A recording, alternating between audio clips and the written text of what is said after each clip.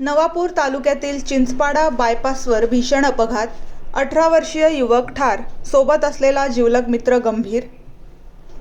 नवापूर तालुक्यातील चिंचपाडा गावाजवळ धुळे-सुरत राष्ट्रीय महामार्गावर रविवारी 9 मार्च रोजी रात्री उशिरा दुचाकी आणि लक्झरी बसमध्ये झालेल्या भीषण अपघातात महेश राजेंद्र निकम वय 18 याचा जागीच मृत्यू झाला, तर त्याचा मित्र ऋषभ अतुल जैन वय 18 गंभीर जखमी झाला आहे.